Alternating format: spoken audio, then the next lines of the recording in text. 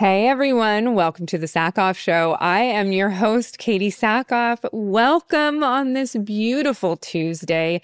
It is election day here in the United States. So go out, exercise your right to vote. If you haven't done so already, make sure you do that today. I am so excited for you to be here. And before we get into who my guest is, I want to remind you to stick around for the Hindsight, where I talk about the episode with my producer, but we also answer your questions. And you can send those questions directly to me at thesackhoffshow@gmail.com.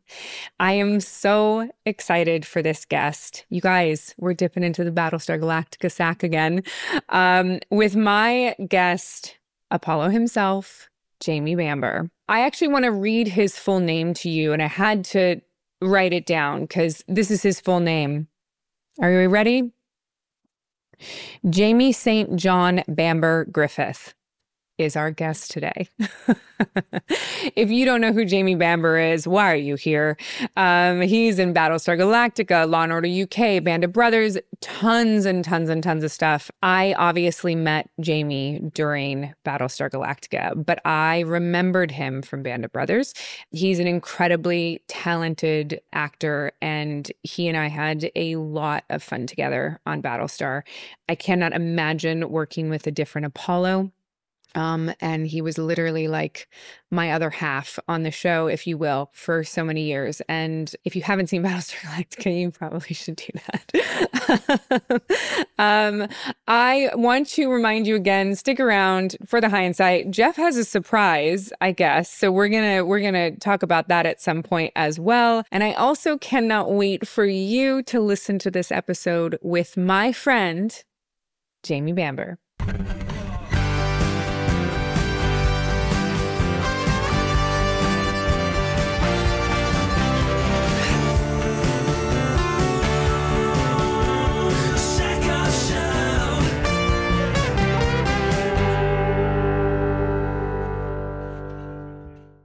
Where are you? I am in my kitchen in London. I'm looking out. So I'm in a sort of lower ground floor Victorian house that we bought like 4 years ago. And that's home. Yeah, it's falling apart, but we'll put it back together slowly. Isn't that sort of like all those old places in London though?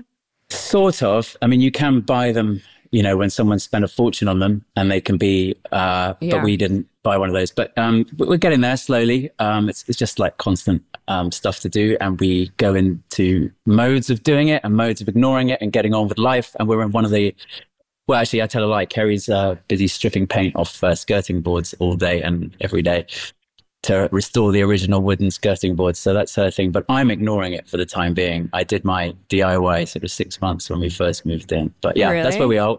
So we're pretty central London, and we've been here for like, I think this is the 4th year that we've been here now. Yeah. Really? What, because when you left Los Angeles, you didn't you guys move to France? Yeah, we did. Yeah, that was kind of a sort of left field decision that, we made very quickly. But yeah, we did. We went to the south of France to a place called Aix-en-Provence, which is beautiful. Yeah. And we went there in 2015, in the summer of 2015. And we thought that was maybe just for like a year. We were a bit lost about what to do with sort of preteen girls in LA school-wise. And we came up with a baroque plan to stick them in. Not stick them, sorry, wrong word. They're human beings. You don't stick them. They're more like wild animals. Well, teenage girls. Well, I don't know. Yeah, preteens, yeah, tough. Although we got lucky. But no, we sort of came up with this plan to put them in the French system in LA. There's a great French school there, and we knew the head teacher. But in order to do that, they would have to speak really good French. So then we came up with this plan of, this is a long story, but I was doing a TV show in the UK and commuting between LA and London. And we'd done one season. And Kerry said after that season, we're not doing this again. We're all going to come. And I said, fair enough. Because Kerry was back in Los Angeles, correct? Like she was in LA, yeah. And then the kids would come for the summer. So they would come for about 3 months, but, you know, there were 3 other months where I was working.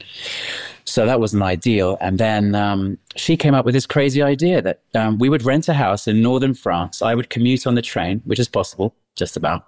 And I would shoot Monday to Friday. And then we would be at the weekend in France. The kids would get to learn French, get good at French. And then we'd come back to LA when the off season, and they would go into the lycée system, and we would have this sort of bilingual educational program for these kids, which is kind of what I had when I was growing up. And I think, you know, Kerry was envious of that and thought that would be great for the kids. And so then what happened was this TV show got cancelled after the first season, and she was devastated. And not because the TV show was cancelled. I could tell it was because the whole life plan had started to crystallize and become real. Yeah. And so we woke up, and she was really struggling. And to be fair, you know, we were at a point where we'd been in LA for a while. We're not from there. We didn't really understand the education system. Other parents were way ahead of us, and it's quite cutthroat in terms of planning for your kids' education. It felt like that anyway. And we didn't really have a solution. So I woke up on the 1st of January, 2015, and just said, look, why don't we just go anyway? I love France. My mum had retired to France and lived there for a while, and I knew it pretty well. And I did a research trip, went to meet a teacher at a school, a head teacher at a school in Aix-en-Provence, which was about an hour and 15 minutes away from my mum, which is the perfect distance to be away from your mother. Helpful when needed, but not constant. We're about 30 minutes away from Well, you've made a very big error. You're just too close by 45 minutes. It's a little close. No, I'm sure it's very useful when the kids are young. We didn't have that because we were on the other side of the world. Right. But anyway, I joke. I love my mum, and so do we all. But and I know you do too, yours. But and she's lovely, and say hi. But so I'm not denigrating all mothers and mothers-in-law and grandmothers. It's just, you know, anyway, that was the rationale behind it. Yeah. Also, my mum lives in a very remote area, so it was too remote for us. And we found this place which was perfect with an international school, an airport, 15 minutes away, and it seemed to work. I was doing a recurring role in NCIS at the time.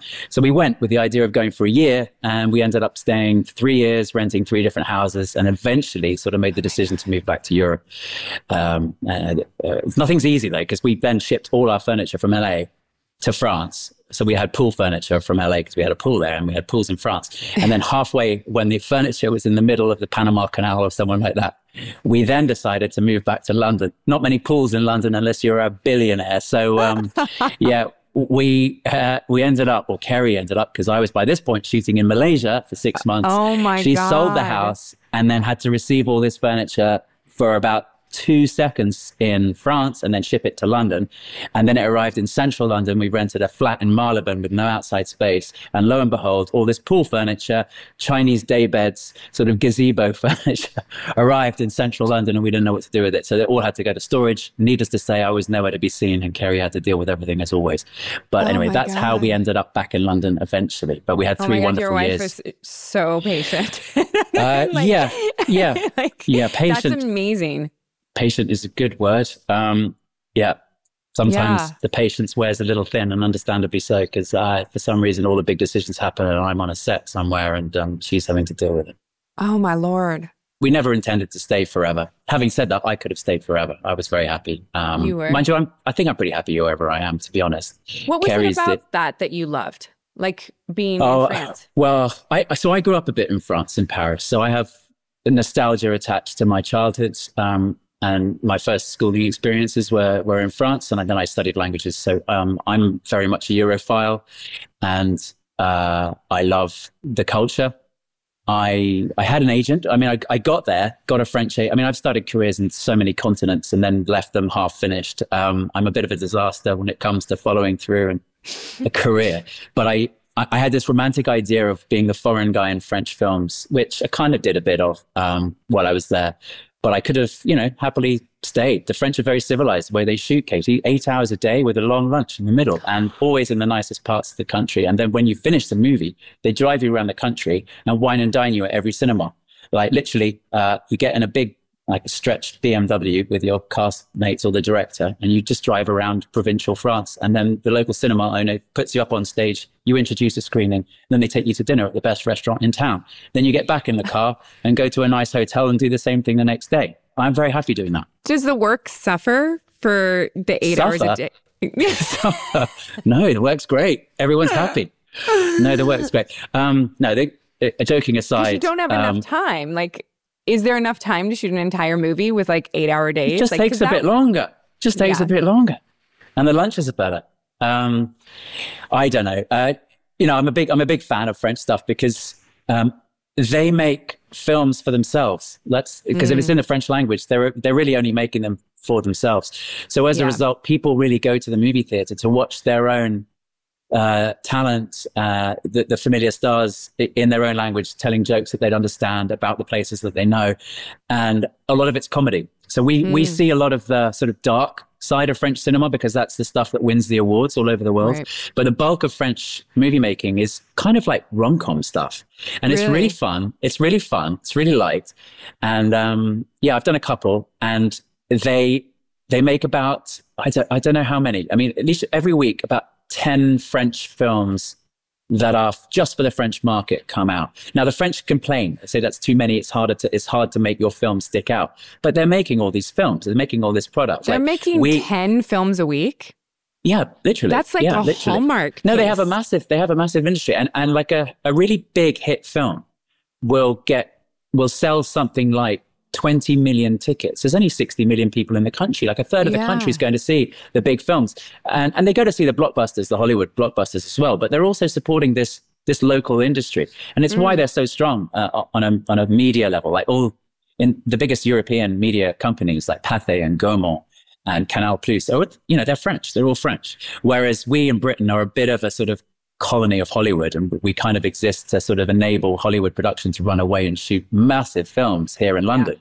But they're not really British films, and we don't go and see our own films in the same way because we have the common language. So we go and see, big American movies, and otherwise people stay at home and watch Netflix, and there you can find sort of British. Anyway, that's a long answer, but I was very happy there, and we were all very happy there. But, moving back to London, very exciting too. By the way, I've just got to take a sip of my tea and show you that I've got that. I almost pulled that one out, but I needed more coffee. I have an ocean.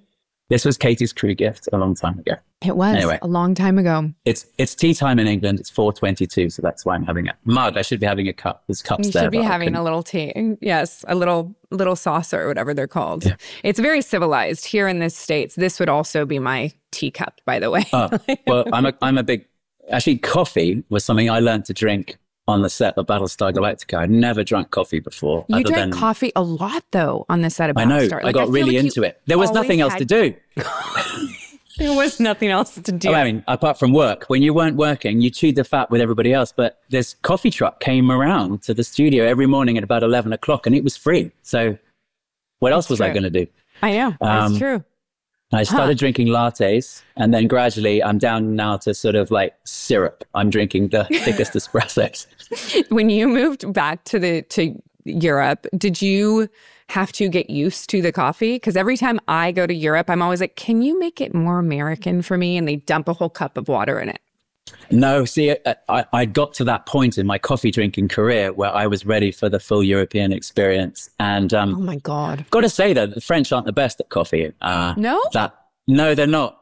They drink coffee like, it's only little ristrettos, but normally from just a cheap machine. Like if you go into a bar, they don't often, I mean, some of the nicer cafes make a nice coffee, but there it's purely functional. It's a bit like the Italian panchino when you go into the bar and you literally have your espresso, bang, it's gone, you walk off. It's not like a savored experience like the Starbucks thing where people hang out all day and write their novels, like sitting in the corner. You literally go into that bar to have your coffee and go. The best coffee in the world is Australian. You think so? Yeah, they think they're all, well, they're all European. They're Greek or whatever, and they've perfected this coffee thing. And they invented the flat white, which is my coffee of choice these days. So. Flat white is our choice too. It's set on coffee maker. But I spent a lot of time in New Zealand with my ex, and there was a coffee place like right up the street. And I sort of feel like coffee, like New Zealand and Australia are sort of, I mean, like they're close enough. Like, but the coffee there is really good. And they looked at me with shame every time I went, can you water this down a little bit? And they were like what? And I was like, no, just like put it in a bigger cup and like add some hot water. And they just like didn't get it. And I was like a drip coffee, I just want water with a touch of coffee, please. That's very it's called an Americano. And I will drink 7 of them all day long. I will have 80 ounces of coffee. It'll be great because it's so mild I can drink it. I want to go back to France. So is it easier to sort of break into the industry in France because it's so small? Or are there still the same challenges for people trying to get into the industry as actors there?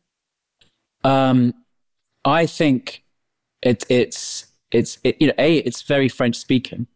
So the way, you have to be able to speak French and not just French. I mean, so I did this film called L'Embarras du Choix, which Spoiled for Choice, I think it was called in English, but it was, I remember the casting process was more rigorous than any casting process I've been through. And the casting director was more like he felt like a director, not a casting director, because it was a comedy. So it was partly timing and rhythm and just making sure the French that I had was fluid enough to deliver, to hold my end up in the comedy.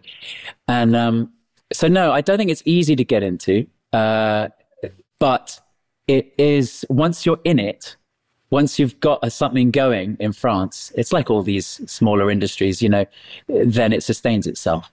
Yeah. And there's other things there that make it easier to be an artist. There's a thing called l'intermittent du spectacle, which is like a government program.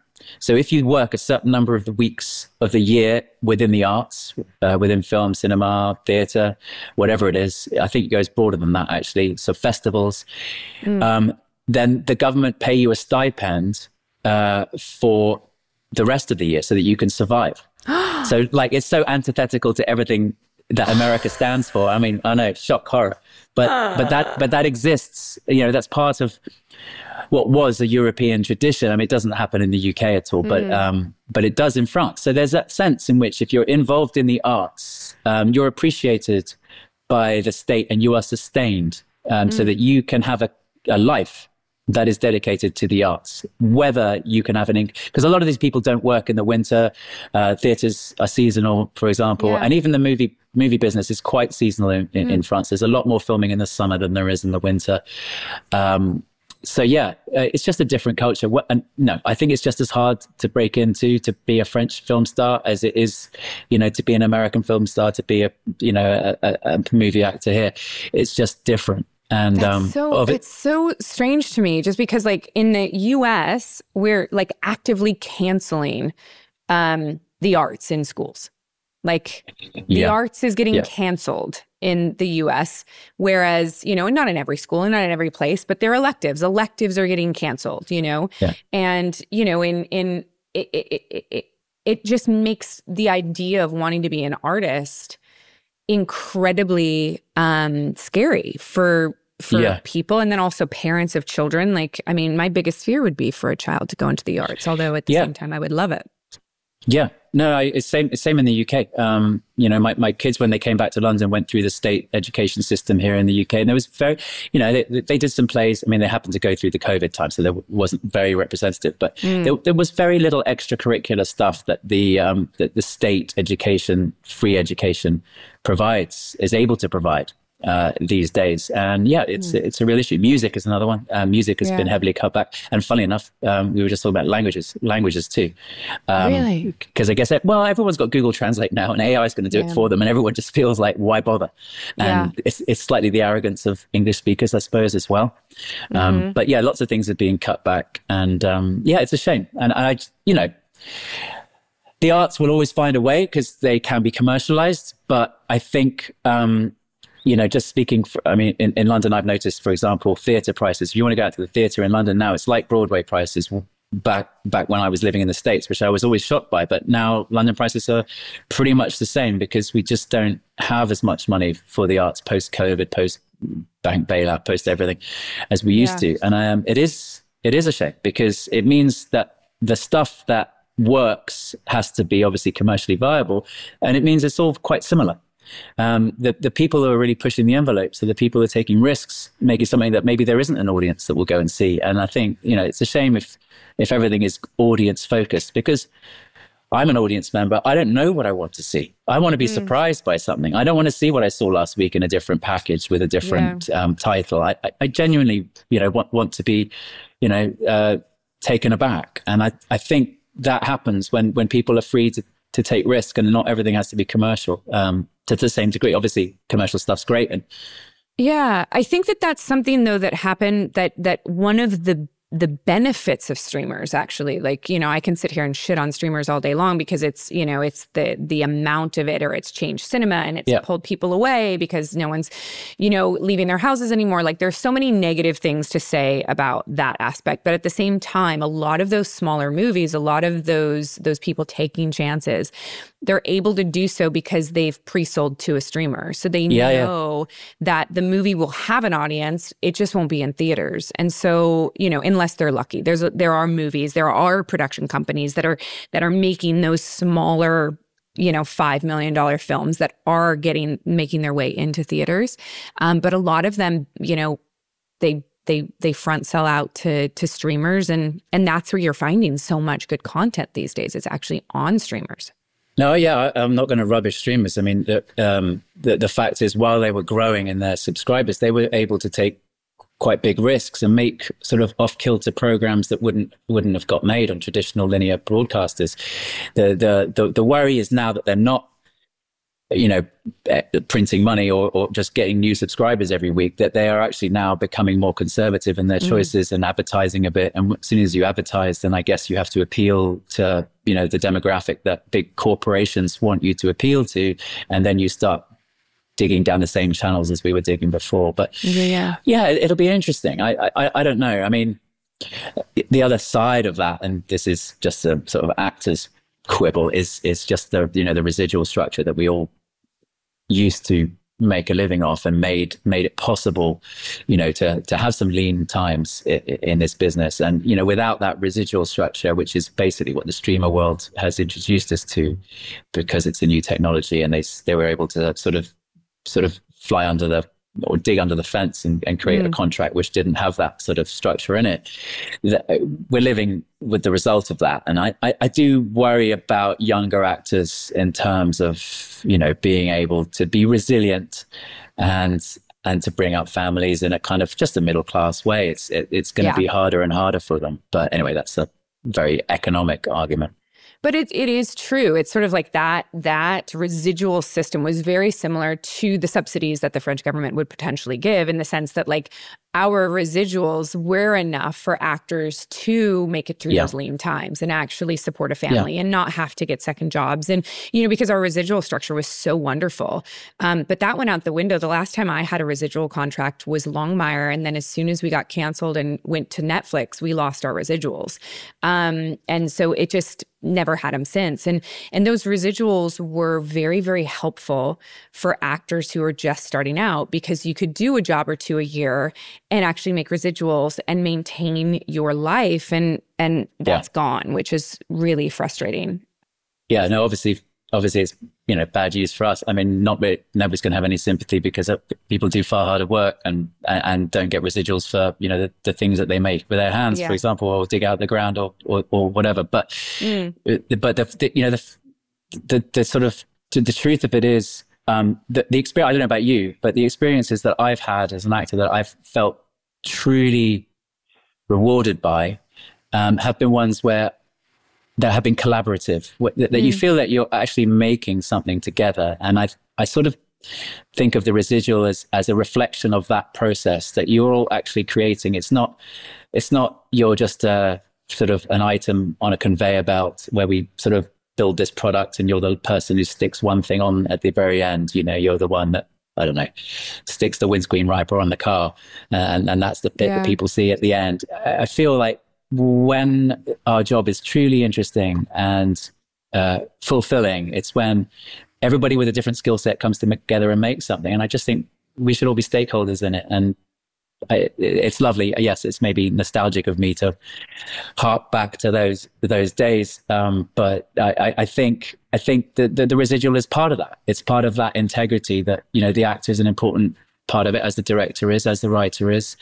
And we create something together, and we should have a stake in it. It's part of it is our creative journey. And when it goes to market, it would be nice to be remembered and rewarded for that. Yeah. Anyway, blah, blah. Well, I want to go back to that collaborative thing, because that is like when I was doing research for this interview, which I always find so funny to do research about somebody that I know. But when I was doing research about this, I find it interesting that, so you and your sister both became actors.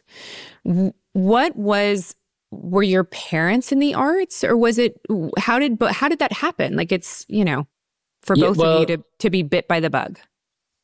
Well, from my perspective, it's entirely my mum's fault.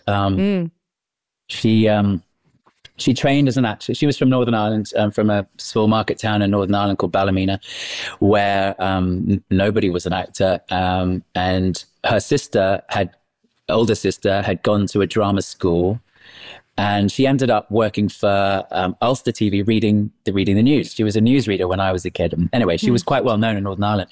And Mum, I guess, took the impetus from her. And then she turned down a place at university to go to drama school in London. And she was an actress. And she did some shows in the West End, and she did some television stuff. And she was a young working actor when she met my dad, who was an older American dude with a skinny tie, a bit like Mad Men and specs. And they sat next to each other on a plane flying from Dublin back to London. And he did the whole schmoozy, wealthy American shtick and gave her the card. And they went out on a date, and he already had 4 kids, and she married him. He was 16 years older. And then she kept working, but eventually his job took him to Paris. She moved. She wasn't working so much, so she started a kids theatre group at the American Cathedral in Paris, which was our sort of expat, you know, dad being American. That was very much our sort of expat community. And I don't remember auditioning. I don't remember putting my hand up. I don't remember making a choice. I don't remember begging. I don't remember asking. I remember being told that I was playing the Wicked Witch of the West and the Wizard of Oz. So that was it. I was green, I was cross-dressing, and I was 5. So I didn't have a choice. But I guess once you do it once, you'll know this. And, you know, any actor will tell you there's something about it. And you kind of, especially if you're quite a shy kid, as I think I wasn't shy, but I wasn't someone who wanted a lot of attention. And then suddenly you get it. And yeah, what's to say? I mean, it's kind of addictive. So it just became a thing that I did. And when we moved back to the UK, I just knew that if there was a play, if there was something on, I would go in and put my hand up. So how did you find yourself? Because I know that you did. Battlestar was sort of, it wasn't the beginning of your career by no means, but it sort of became the thing, like it for many of us, where it was like the thing that, you know, was the biggest thing that up till that point that we'd all had. So what was it that brought you to the United States to audition for this? Because you were not currently living in the US. And I know that they did throw a big net out for these roles. Like there were, you know, I do know that they were auditioning people from many different places all over the US, Canada, Europe as well. I think, right? Well, no, I mean, as far as I know, there was no net in Europe, and it was a time. So I left drama school. I went to university. Did 1 year at drama school, and I left in '97. And My drama school had a few Americans on this course that they did. They had a few international students, and they arranged for an audition, a showcase, like they do in London. At the end of your course, they put you in a West End theatre and you do scene studies, essentially. And then you invite agents and all the rest of it. So we'd done that in London, and I had a bit of interest with an agent. And we did the same thing in New York. We went over, I had a bit of interest there, but not a great deal. But because I had American passport, I said very, very quickly and early to my agents, prospective agents. I didn't sign when they won, but they were sort of just representing me just to see what would happen. I just said, look, I have this passport. I would like to explore things on the other side of the Atlantic as well. I'm not ready to go and move there, but I would like that to be an option. And I'm looking back, it's a slightly odd thing for me to say because my training had been entirely in the theater. There was zero camera work. I'd never worked on camera at all. But I guess this showcase was more for Broadway. It was more theatrical stuff that I did. Anyway, my agent that I did sign with then introduced me to an LA agent, a guy called J. Michael Bloom, who had an agency on Sunset. Yeah, I met him in the Dorchester Hotel. He would hold court, like he would dress like extremely fancy clothes.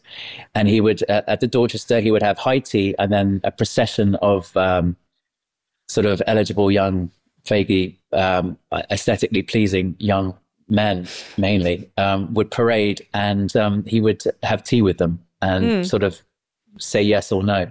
And I was one of those. And so he invited me over to LA to do a pilot season. I had been to the West Coast. I'd been to San Francisco a couple of times, but I'd never been to LA. I'd never wanted to go to LA, to be honest. It didn't seem like a real place to me.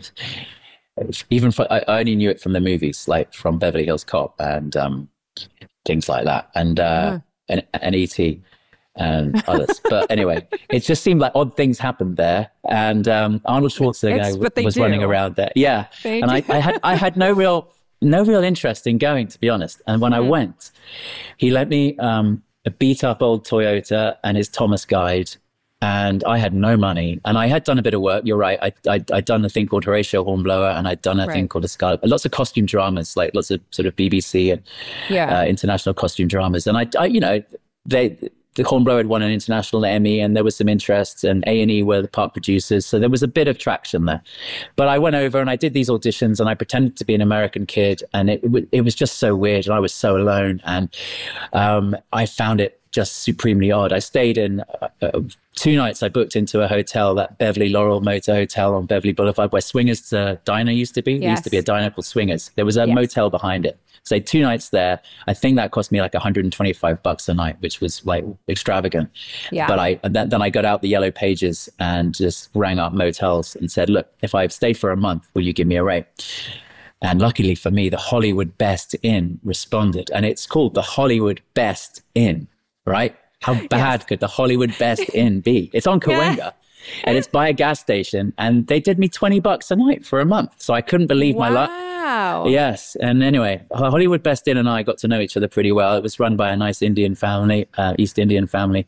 And I stayed there for a month, and I drove this old Toyota around, and I did loads of these castings. And so that happened in probably 99. Okay. And I ended up getting a job, ironically, in the theater to do a British play in La Jolla. So that was not on my radar, and I turned that one down, and I went back home, and I kept working just about in the UK, just, doing bits of TV and bits of, mainly TV. And then so LA was a thing, and eventually I met my manager, a guy called Alan Seal. This is a very long story, but essentially I had a manager. Super interesting, though. I had a manager, and I would go out to LA every pilot season and do a few weeks. And after the end of every pilot season, I said to myself, never again. I'm not putting myself through that until I have some sort of pull and I have a credit that people really are interested in me for. I'm not doing the cattle calls with every kid from Iowa who just pulled up in a pickup. I felt like my thing was slightly different. I wasn't going to sell it in the same way. I can't pretend to be, the next Brad Pitt. I am European. I'm a bit of both. You could have pretended to be the next. Well, I tried really hard, but it didn't work, clearly, because it never really happened. But anyway, so and then one year I did get a part in a movie opposite Julia Stiles and Kathy Bates, a film called Carolina, and I was super excited. It was to play a Brit, like it was to play Julia Stiles as on-off, a sort of twerpy Brit, posh Brit, and Alessandra Nivola was in it. We did a table read, and I just thought, this is it. I've made it. I finally made it. I'm in Hollywood. I'm doing a movie with all these great people. And then we were due to film on the Monday. We'd done the table read, done the wardrobe, done everything, done some rehearsals. And I was at a Laker game with my housemate, who, well, I say housemate. I was surfing his couch for months. Bless him, Denny Rubianis and my friend Will Taylor, who big shout out to them because they put me up for 4 months in Hollywood. And then anyway, the financing for this film went south. So I ended up hanging out forever. I eventually ran out of money, and I think Denny and Will probably had enough of me. And I jumped on a plane saying to John, I'll turn straight back and come back out as soon as you've got your ducks in a row. But I just need to go back to London. I got back to London. And then I got offered this terrible little film, which was in Scotland. And long story short, that had another shitty hotel, but I was staying in a room, and in the room next door was my leading lady, which turned into my wife. And I never did go back to shoot Carolina. But the following year, or maybe it was the year after that, I'd go back every year essentially. And I got this manager, Alan Siegel, dear friend, who's no longer, we're not working together anymore, but still a great friend. And it was through him. I was leaving a show in Britain called Ultimate Force, and I was going over to LA for 2 weeks. Kerry was pregnant. We just found out. So life was pretty scary. There was nothing immediately on the horizon. You know, I'd worked, and then I'd do time when I wasn't working, and I would work, and I, lived pretty simply. But I had 2 weeks. I went to LA. I booked it in. It was before Christmas in the year. It was 2002.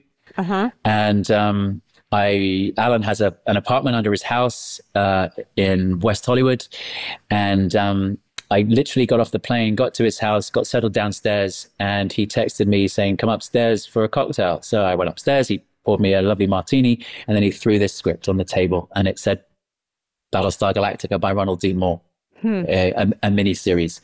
Night 1, open, read, mission statement, blah, blah, blah, you know the rest. Yeah. And, I sort of went, oh, wow, I remember this from when I was a kid. Wow. Okay, they're doing this again. Well, I guess that's what Hollywood does. Anyway, I met you about 4 days later after a couple of auditions. And, by the end of the 2 weeks, literally on the last night, Kerry had flown out, and we were out partying in Casa Vega having margaritas because I'd been offered this role. And Did we test together? We certainly did. Don't you remember? No, I have a terrible memory. I can tell you all about it because I remember.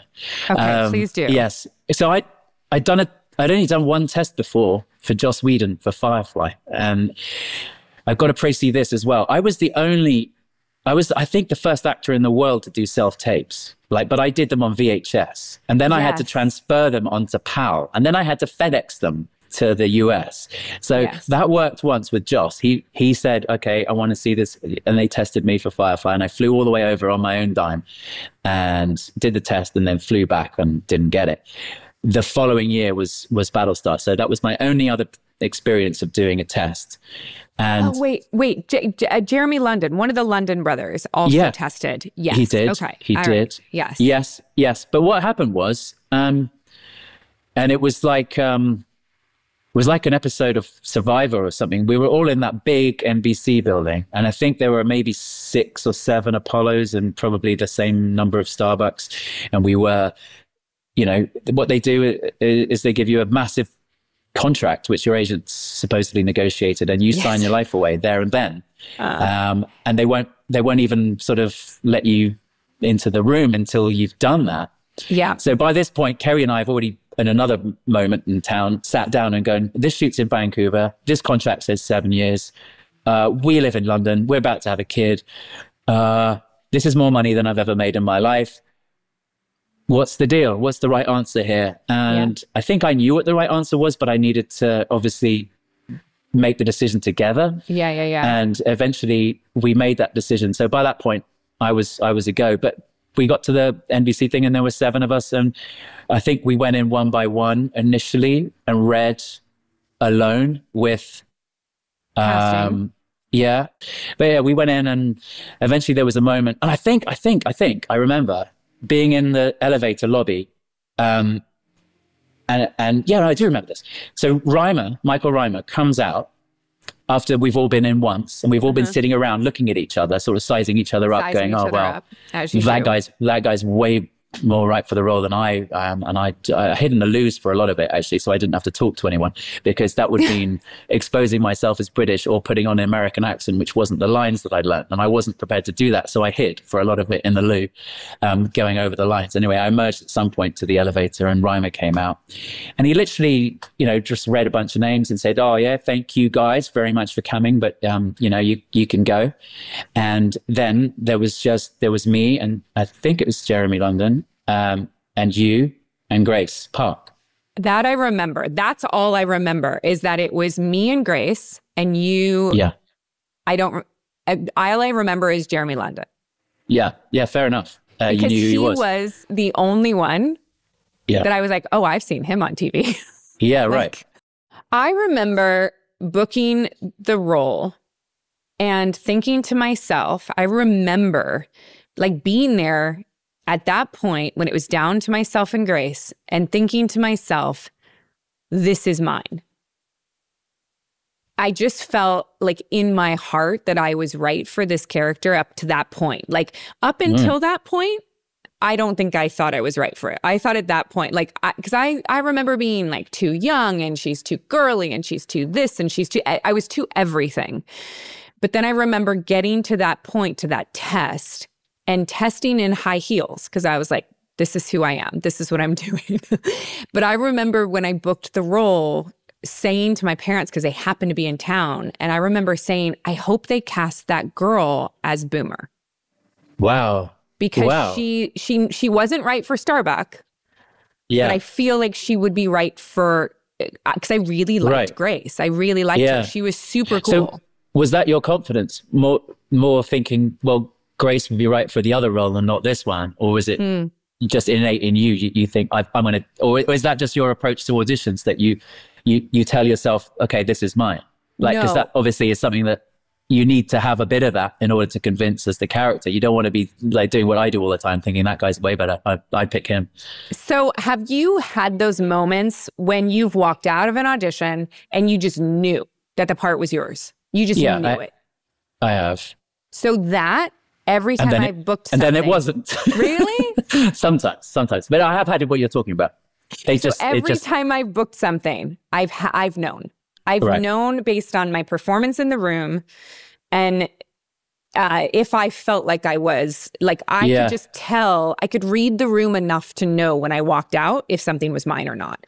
And so I called Starbuck after I walked out of there.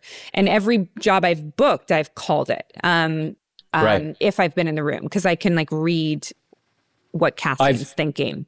I half agree. I've never been surprised and stunk up a room and it gone shit and then had the call, yes, we love you. That's never happened. People tell me that it happens all the time. But supposedly, not to me. Not to me. I have to absolutely kill it. The room has to love me. And even then it's 50-50. I've had things go the other way when I've been convinced I got it. I wasn't convinced I got Battlestar. I thought it had gone as well as it could go. And so what happened is, obviously I read with you and I read with Grace, and I think you did the same with Jeremy London, who I've never met. No. I would love to meet him one day. But I felt all right. And I left and I was so nervous, and I drove home sort of buzzing. But then I got home to Alan's, back to the little flat under his house in the hills, beautiful place. And Kerry was there, pregnant, big belly. And we just sat down and sort of decompressed. And literally within, I think, half an hour, Alan invited me upstairs. And he knew. Yeah, interesting. He already knew. And actually, Angela Mancuso, who was someone he knew, had come over to tell me in person that I was hired. Really? So then I was flying home the next day. And so that precipitated a good night. We had a good time and called some friends. Denny Rubianis, actually, the guy I used to room with, on the couch. We called him out and celebrated with him. And then I flew home the next day. And then a few weeks later, back in London, everything sort of settled and I, went back to normal life. And that's when I heard that you'd been cast. And I heard straight away, actually, that you'd been cast. And I heard that they were going to make an offer for Grace that night. Huh. And then then I heard that Edward James Olmos got cast. And then I thought, oh dear, he looks nothing like me. They're going to have second thoughts. And anyway, I remember thinking that too. Like, I remember thinking to myself, nothing like me. We're from different backgrounds. I thought, oh no. Anyway, and then the call didn't happen. Eventually, the only call that did come through was, you need to get in shape, and we're going to pay for a personal trainer to do that for you in London. And so they paid for you to have a personal trainer. They did not pay for me to have a personal trainer. For a month. And then I was on my own for 5 years. There you go. But for a month, I had a personal trainer in London to whip me into shape. I think they weren't convinced about me. I'm pretty sure, for the longest time, if they ever were. So, and I sort of felt that vibe that I had to prove myself constantly on that set. Really? Anyway. Yeah, definitely. I don't know. Yeah, no, definitely. And Did you always feel insecure? No, I felt insecure until season 2. Beginning of season 2, I settled down. But yeah, for the miniseries, I felt constantly someone's going to tap me on the shoulder for season 1. So all the way through. And that was long after Eddie told me to dye my hair, and he would wear blue contact lenses, and that was going to be how we would sell this thing. Yeah, and hire Zach to be a little bit closer to Eddie. That's right. Right. Zach was the swarthy dark one, and I was like my Scandinavian mum.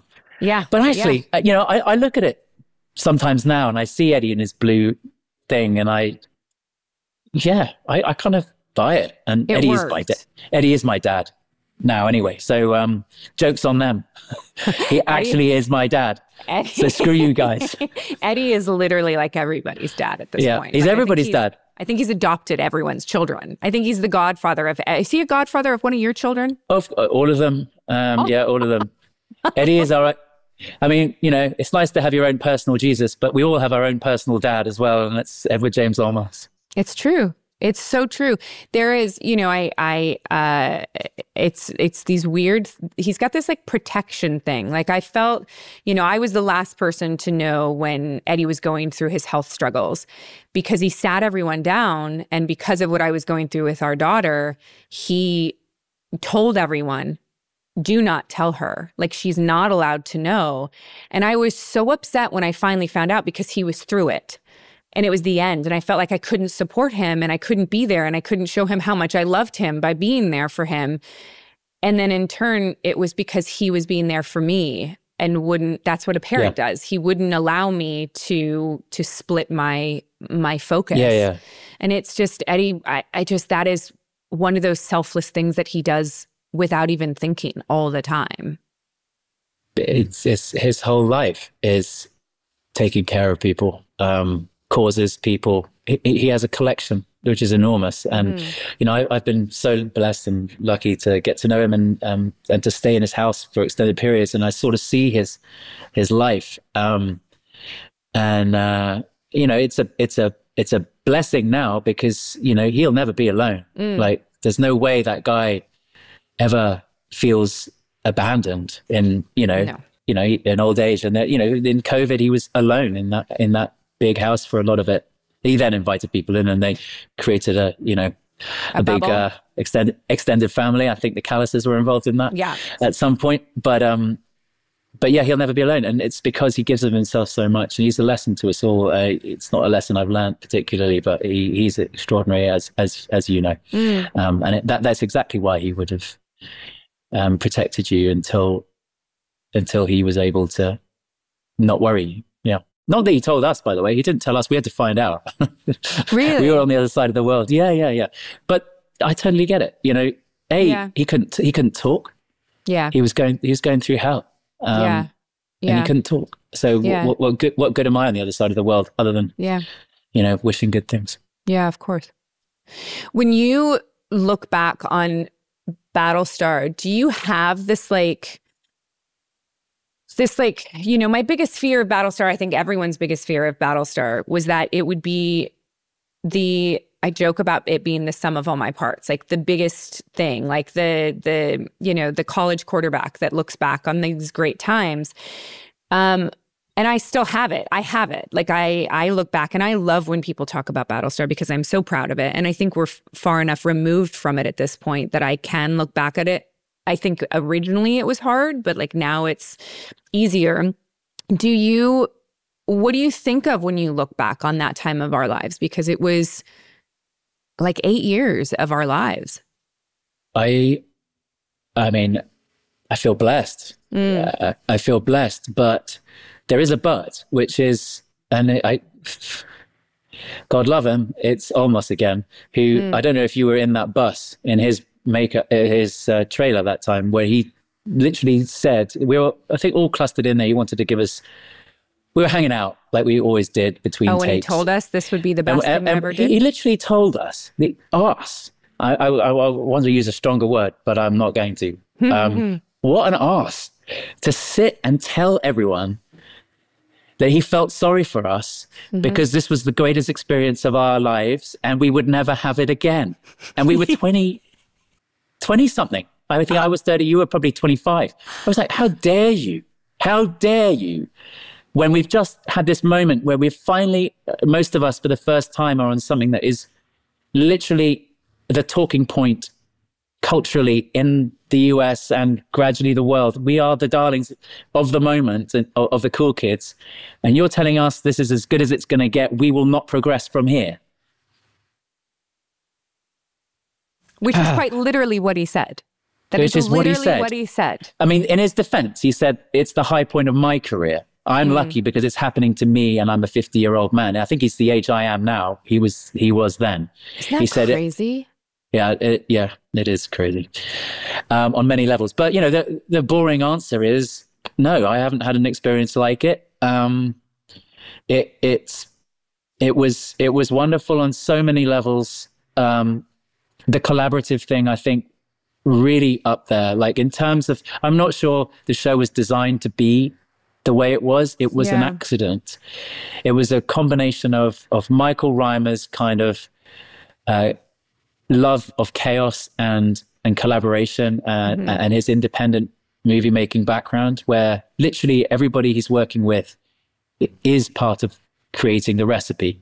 And he encouraged that. He sat us down multiple times at the beginning of seasons to spitball ideas and to say, well, how are we feeling and what we want to do and what don't we like. And I was struggling with Lee a lot because Lee's a difficult, slightly annoying character. So, you know, I was trying to find a way through, and Michael, we would just talk and have drinks and share ideas. And gradually the writers picked up on that.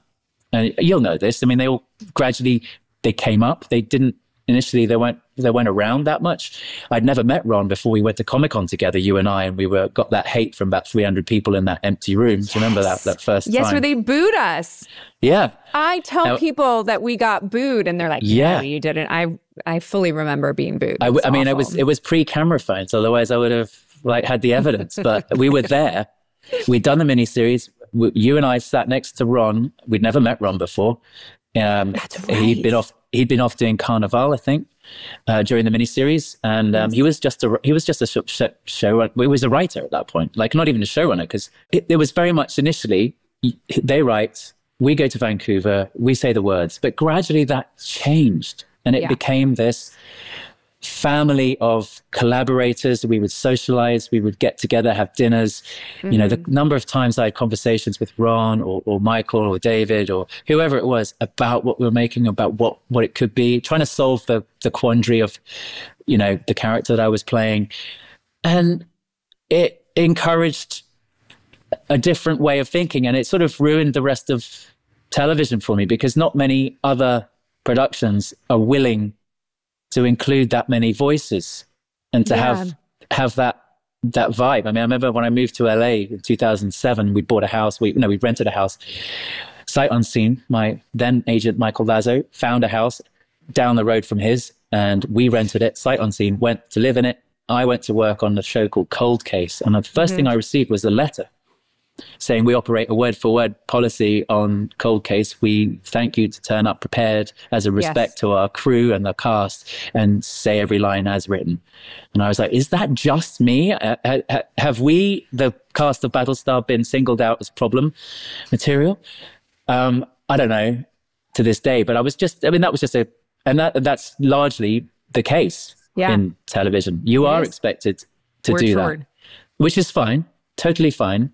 But that's not the way we were raised. No. On BSG. And it's a really interesting thing as well, because like after Battlestar, I had many, many, many people egotistically or ignorantly say, we're trying to create something like Battlestar. Like, we want that. And I was like, oh, you're not brave enough for that.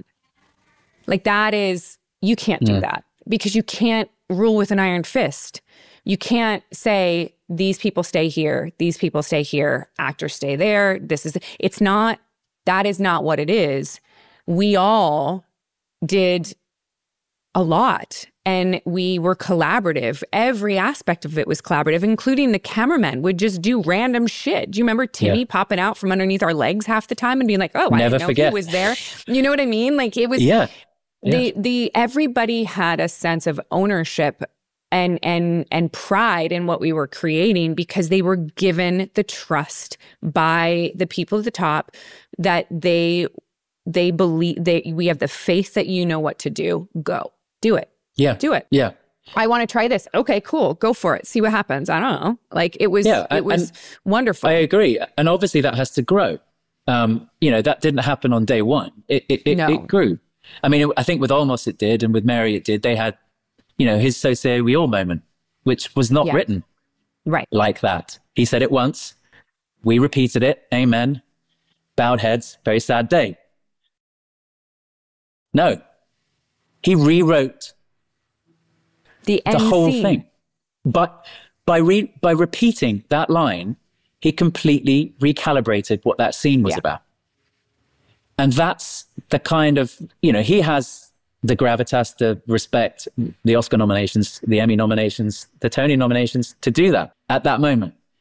But he encouraged us to do that. And Reimer did. And that gradually grew. And I'm not sure you can even cast a show that intends to do that. Yeah. It's a magic that happens. It is. It is. But you can be open. You can be open to it. Is what you can do. That is the thing. You have to be open to it. And I have had moments since then, and I'm not going to say on what, because that would create a thing. But I have had moments on another job where because I always say to people, I'm not 100% memorizer. It's really difficult for me, word for word, it hurts inside. Like, I can do it, but you take away everything about me that makes me interesting, because I become inhibited, which is not good. But I'll do it, and I've done it, and I've learned how to do it. But I had a moment on a project where I was overcome with the experience as this character, and had an Eddie moment where I just went for it. And I went so hard, and I was so proud of it. I had crew members coming up to me going like, that was one of the most powerful things I've ever seen. Like, I was like so excited. And I went home, and it was a night shoot, and I woke up my husband, and I was like, I just did some of the best work I've ever done in my entire life. Completely cut out. Every single aspect of it was completely cut out because it wasn't written. And I was like, come on, man. And it broke me. And I was like, oh, you don't want me to bring myself and my experience as the character to this. You don't want that. No. You just want me to show up and do exactly what you want me to do. And that's fine. And I'll do it. I'll do it. Yeah. But it took out, I was so excited. And it really did. It took the wind out of my sails. And I was like, oh, that's not, okay. That's not what we're doing. Got it. Okay. Yeah. Yeah. No, I'm really sorry. I'm sorry. But that is the case on every job. Is part of it is reading what have you hired me for? And I go through that on everything. And, you push it a couple of times and you see what the response is. And then you go, okay, you want 60% of me. That's fine. You're still paying 100%, but you're going to get 60. Yeah. But if you want 100%, on almost all jobs, I will try, and just to see what they want. And, I sort of understand it. we work in a medium that has a spectrum that goes from, you know, amazing, true artists, creators, geniuses who are just trying to, you know, find whatever human expression is in their story, and they're open to stuff. And then there's selling washing powder, which is, you know, what linear television essentially is. You know, you're working at the behest of advertisers, and people are scared about their jobs, and everyone's scared about their own involvement, and there's fear. And in that version, actors become infantilized and treated, you know, like little props, warm props. And if that's what you want, I can do that. And if you're going to pay me, I'll do it, because I need to pay the mortgage, and life, you know, life's like that. But I dream of being fully engaged in something, and it doesn't happen very often. But when it does, it's truly wonderful. And yes, it happens to us very young and very early in our sort of genesis, and that's part of the frustration. Is I do know what that's like. Because it's magic. It's magic. It requires all of you. And you don't leave the job when you leave the set. You know, it lives with you. And anyway, that is the experience we had. So huge nostalgia for that. And obviously it was a time in life that was transformative for me personally, just in terms of, you know, becoming a family and all the rest of it, and being in Vancouver and gradually moving to LA and meeting all of you guys, and who are still, you know, we're still family. So it was extraordinary. And the good, the bad, and the ugly. All of it. But it's true. But that can only happen maybe once. I mean, maybe that's the right way. You can't have a family every week. You can't go off to, or every year. You can't find a new job every year and recreate that. And it was maybe just the perfect mix of Eddie and Mary at the time they were in their career. Yeah. Which was a, you know, tricky time for both of them. They were literally my age now. Maybe they wanted a family. I don't know. Maybe. And we were there for them as younger actors who were just in their thrall, and we had this story, and it was such an ensemble. There was so much sharing of the workload in a city that wasn't our native city for many of us. And then we had no locals social to show media. Us with no social media. Absolutely. Yeah, you forget that. No computer. I mean, there are computers, but you had to go, no one had computers at home. They were like, you went to an internet cafe, and that's, you know, like we had flip phones.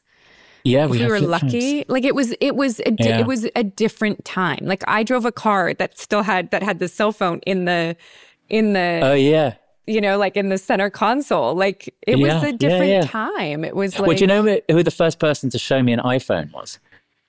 Who? It was Ron. Really? Ron Moore at supper. He pulled out this device. So that must have been 2000. I think the iPhone came out in 2006. It was late. It was late in our run. He pulled this thing out and showed me this magic thing where you could, I don't think you could FaceTime at that point. I think you could almost FaceTime. Was it the phone or was it the iPod at that point? Because iPods existed. This was the phone. Because I had an iPod, but this was the phone with the screen that could take photos.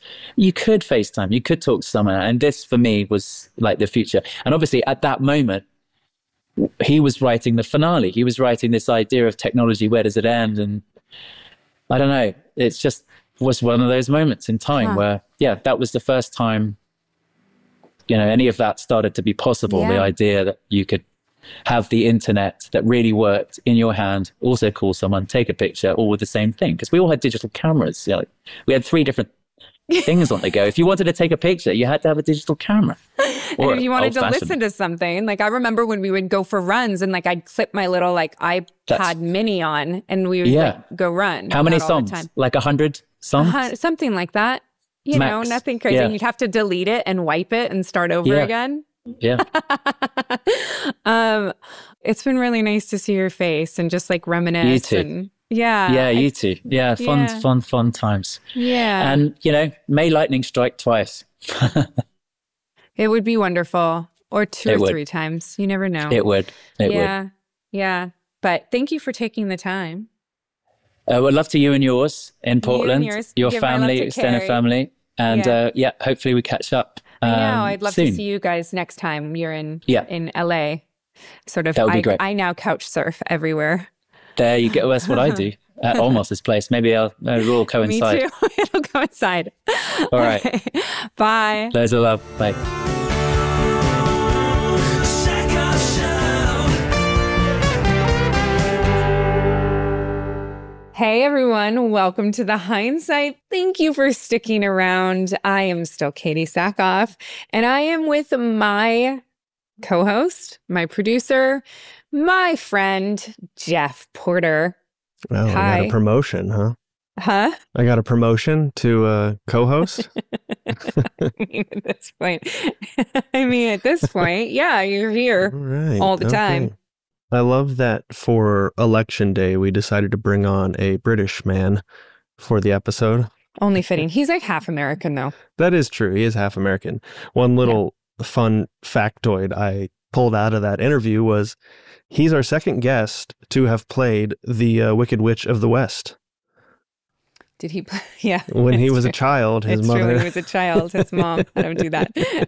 And of course, Rebecca. I was trying to think if I was ever the Wicked Witch of the West at all, and I was not. You'd make a good one, though, I think. Right? Yeah. I feel like I would. Yeah. You know, we talked about that with Rebecca Mader a little bit, how I'm like coming up with all these characters and stuff, trying to channel all of my witches. And Sashir, we talked about witches, too. So it's really coming up a lot. And you know, we just passed Halloween, so I know. It's that time of year. I want to talk to you about your Halloween. Did I tell you what we were? No.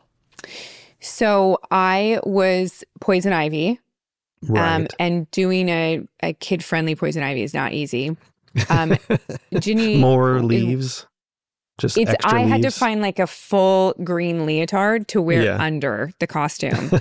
Number one, it's cold as shit out there. We live in Oregon. But also, you know, I don't need my boobs out when I'm around like a bunch of little kids. No, it's cold. It's cold. It's cold, you know? Yeah. And then our son is the Flash and Robin was Superman. The Flash. That little tunky monk was the Flash, which is the irony of all ironies. It doesn't move very fast, does he? Can't move at all. Can't even, you can barely hold a setup. It's a good thing you didn't have two Supermans so that Robin would have to continuously correct people throughout the evening. Oh my God, I have to tell you something, Jeph. So Ginny is like obsessed with superheroes now, as we've talked about. And she's got comic books and she's got the early readers, and like we have to sort of look at the comic books first because like she's reading books. She's 3 and she's actually reading some words now, but like, you know, some of the books that she's interested in are adult and like way too much violence in them. And we have to, you know, pull those out. But the teen ones even have like subject matter that she has no concept of. And we don't, you know, she's 3. I don't want to make her grow up too fast. Like she'll literally be 3 in a month. And so, but there was one book that was about dual Supermans. And the actual book said Supermen. And Robin went, well, this fucking book's wrong. Yeah. It was one of the young readers. It was, I think it was a Justice League book. That's and like one of the, like, you know, like reader number 1, like reader 1 books where like the words are this big and called him So Superman. now he's not going to trust any book for children. He's going to grammar check them first. I was like, I thought he was going to go after the publisher. It was like, this is so wrong. I'm in agreement. Hashtag I'm in agreement Supermans. I'm in agreement too. Yeah, I absolutely am. You have a surprise, Jeph?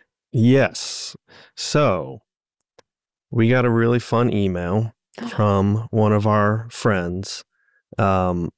He has made stuff for us before, and he is very excited about you coming to Germany. And so our friend Nicolas, who made the Mail Sack jingle, has made a new song for you that is about him begging you to come to Germany, which you already are, but just maybe this will encourage you to go more. Are you ready? Yes. Oh my God.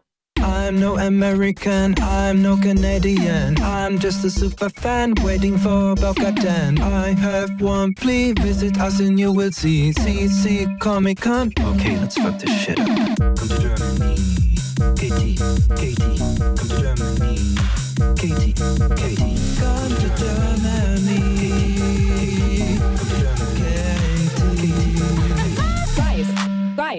Guys, you guys. Guys, you guys. That's a Grin. That's a Oh. Katee, 2%. Oh.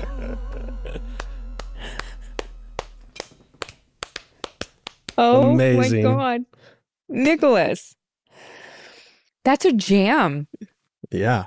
I mean, I think my response to him was, you are a gift. I mean, like a frackin' gift. Yeah. You are a gift, Nicolas. That was glorious. It's so good. That was so good.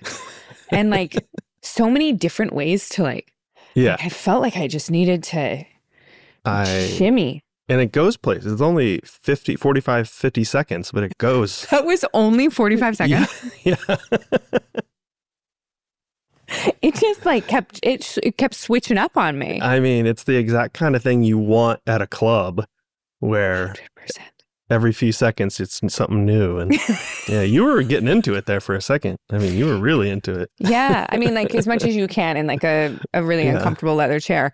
That is the time, if I ever find myself in Germany at a club, that is what I want the music to sound like. Yeah. Have your voice in it. It's true. It's true. Yeah. I say you guys all the time, and I'm conscious of it. Like I'm conscious of the fact that like I call everyone you guys, and I know at some point someone is going to say something to me and be like, we're not all guys. Yeah, but guys, if you look at, not to suddenly get nerdy, but of course, the history of guys as a term isn't necessarily gender specific. No. Guys were meant to reference people who thought of themselves as fancy. And I think in the time period, it was probably mostly males, but it was never like, it was like a word for posh in a way. Like was in it like really? The 20s, like the 10s and the 20s, you were just one of those guys, you know, if you're like that. And then it just kind of became, you know, pejorative in a way, I guess. But anyway, so you're allowed to say guys is what I'm saying. Well, it's good because Ginny calls everyone guys now too. Yeah, I don't think it's, if it is gender specific, I don't believe it should be. So I agree completely. And so I love the fact that it also says you guys. Hey guys, you guys. Yeah, guys. Everybody's got their little tics or things that they say, and when you listen to people on podcasts, you just pick up on them all the time. I have a surprise for you, Jeph. Uh-oh. Did Nicolas make a song for me? It's nothing bad. I'm really excited, and they turned out pretty good. Ooh, cool. Look at our little sticker. That's so fun. And the QR code works and everything. Yeah. I'm so excited. These are going to be, I'm going to start having these on my table where you can just take them. It's free. Yeah. So there you go. That'll be cool too. Let's talk about Jamie Bamber. Yeah, I had a few questions. Yeah. From the interview. I mean, he's great. I think you guys obviously get along really well. You spent formative times together. We do. Jamie and I, from the moment that we were sort of locked on a ship together, we always got along really well. We always had a lot of chemistry. We enjoyed each other's company, you know, and that's good when you have to work with someone that long and also play characters that are in love with each other. Like it's nice when you don't hate each other. Exactly. You know, Jamie is incredibly smart. And I remember there were so many times around him where I get this around a lot of British people just in general, but like it's always weird to me when like you actually meet someone that like went to Oxford, you're like, or Cambridge, and you're like, oh, and he sounds like it too. No, I mean, that's not a slight. He just sounds like he's an intelligent person. Yeah. And you're like, I'm sorry, you went where? Yeah. Yeah. It's like when people talk about Harvard. Harvard, to me, no offense, everyone. But to me, if someone was like, oh, I went to Cambridge, I'd be like, fuck you, Harvard. You just be a bully. Like it means nothing to me anymore. It just seems, you know. Yeah. He's one of those people that from the fan perspective, which you didn't get this perspective, but from the fan perspective, we only knew him as Lee Adama, and I did not know he was British because he's doing the American accent. And then the first time I saw like a behind the scenes clip or an interview with him and he's got this British accent, it kind of like takes you out of it a little bit. And that happens quite a bit with people who are English actors or some other thing. Yeah. And so, yeah, it's always a little bit jarring. Well, I always find it so interesting that you know, that foreigners are allowed to, and this is just an industry thing, are allowed to play Americans all the time, but it doesn't go the other way ever. Yeah, it does. It just sometimes. Doesn't go the other way. Not really. I mean, Renee Zellweger, what's her face? Gwyneth Paltrow. Okay. Then The Lord of the Rings, you got Elijah Wood, Sean Astin, those two. Isn't Viggo Mortensen American? Yeah, so it does happen occasionally. So 7? We've talked about your accent work before, but have you ever played somebody with an accent? No. I mean, Never? On The Flash, but it was a joke. Oh, right. That's where we talked about it from. It wasn't like you weren't studying with a coach to try to get the dialect correctly. God, that'd be so cool though. That'd be so cool to actually like have somebody be like, we'd really love for you to play this character. You're going to need a dialect coach. I would be like, hell yeah. That'd be awesome. What if the dialect is like Eastern European? It's probably easier. We need you to play a Russian gangster. Yeah, exactly. I would probably be like cast as a Russian person. I mean, I think I've auditioned for a couple of them in my life, but yeah, obviously not well. Speaking of Europe, so my other question was, so you've worked in London on Star Wars, right? Not on Star Wars, no. Not on Star Wars? Well, that was my question, because I know they shoot a lot of stuff there. They do. For London, but where are you shooting Mandalorian and other things? I realized I never really even thought about that. Like, well, Jeph, seasons 1, 2, and 3 were shot at the Manhattan Beach Studios in Manhattan Beach, California. Anything beyond that is like pay grade stuff. But like stop trying to like stump me up here, man. I'm just saying. This is an innocent question. Yeah, because there are legit exteriors in it. The whole thing's not shot on the volume. No, but it's on the back. It's literally right there. It's on the side. So it's just all on the lot with green screens and stuff. The train in Los Angeles, heading to Long Beach, that train. There's like they put up these huge, like shields. And we literally shoot in like a dirt parking lot. They do a good job because it's like, you're like, I'm specifically thinking of the scene in the last season where you have the fight for the Darksaber and you're like in that grassy field and the ship is right next to you. Yeah, like, that was actually a grassy field in the middle of nowhere. That was like out in this place. And I remember that they had like a guy that had to go around and pick up the geese poop because an entire field was full of it. But it was in the middle of nowhere and you had to like some like park. It was huge and they, put off the whole thing. Like there was no one could get in at all. But when they did the fight with the, God, what was it? What was when all of the Mandalorians had to fight in that lake? Oh, yes. Yeah, where the big monster was at. And where the monster came. That lake was built. It was built in a parking lot. This is the same scene where you learn to eat with your helmet on still. Yeah, basically. The secret is just go hide. So they had blue screens that were like 3 stories high, and they built a lake. Wow. It's crazy. And they had these huge fans to like make it look like, it was nuts. It was when we were doing like the training for the young Mandalorian scenes and stuff like that. That lake was man-made for just that episode. That's even was it just the lake or was the natural environment built also? It was all built. And then the distance is CGI, of course. Yeah. It's incredible. Yeah. It's insane. It's insane. It's crazy. All right. So then for what you're shooting next, you'll probably go to London for that then? I actually loved working in London. I did one movie in London, and I did another movie in Wales. And I loved both of those, like back to back almost, actually. And I loved working there.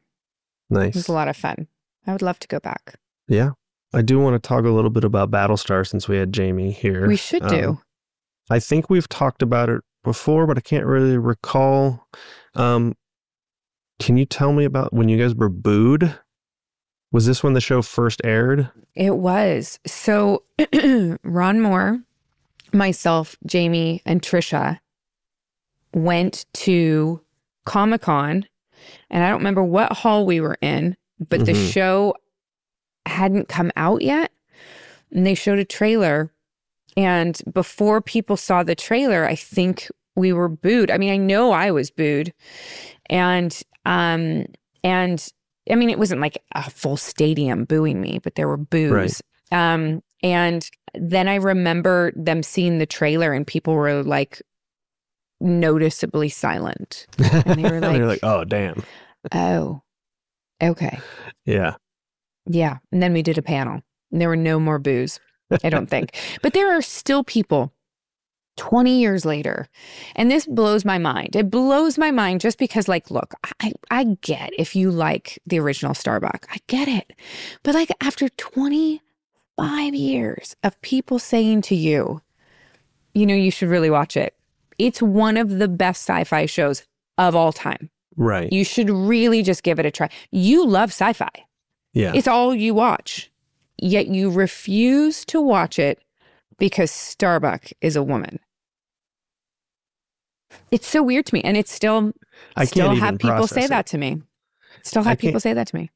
It's either that, because I can't really, no offense to the original series, but like, I didn't know that the people were such fans of that series that they would be not into it being rebooted. I mean, it's interesting because I think now we're probably the same distance from your series as you were from the original series. And there's talks of rebooting it. And I think the sentiment is probably similar, where people are generally like, no, we don't need to do that. So totally 100%. I think the remake fell apart. It doesn't mean that it's not going to happen again. But you're right. It was the exact same time between the original and ours, and then a subsequent reboot. And I understand why people are upset, but I don't care. I'm of the mindset of, you know, good shows are good shows. You make a good show called Battlestar Galactica, I don't care. I don't even care if you turn Starbuck back into a man. If it's a good show, it's a good show. My point is that, yes, so people were really big fans of this show, which I totally understand. It was on the air for one season. Hey, so was Firefly. I know. But so I understand, but it was a year. And I think that, like Jewel Staite said, I think that's part of the reason why, not that Firefly isn't a fantastic show, I need to watch it, but like people legitimately adore that show. And when you talk about the 50 best shows, sci-fi shows of all time, the original Battlestar Galactica is not on that list. But even Jewel said, I think the fact that it was only there for a year has made it even more of a passion for people. And I think that's what happened with the original Battlestar. Because it was only there a year, it really didn't have a chance to get worse than it was. It would be an interesting experiment to see what would happen if they brought back Firefly, but as a reboot with all new actors, changed Nathan Fillion's character into a woman, but then the show went on for 6 seasons, 5 years, was critically acclaimed and renowned. How would people feel at that point? Like, yeah, you know what's funny too, though, is that, like, to me, and I know this is partially because of my age, and as you get older, you see people that are older and they don't look as old as you think they are because they're a peer of yours. So, you know, when Richard Hatch came and did our show, in no way, shape, or form did it make sense to me that he played Apollo 20 years before. Right. Because to me, when he was on our show, he was an older gentleman. He's my mom's age. Legitimately, they are the same age. So I was like, how is that possible? And then I realized Apollo and Starbuck, when the original show was on, were 40 years old at that point. They were 40-year-old men. Yeah. We were 20. Yeah. Jewel Staite was 19. Right. So if you recast Nathan Fillion and Jewel Staite and and Alan Tudyk and the people that were on this show, when they're still in their 40s, when they're the age of the people in the original Battlestar Galactica, that seems stupid to me.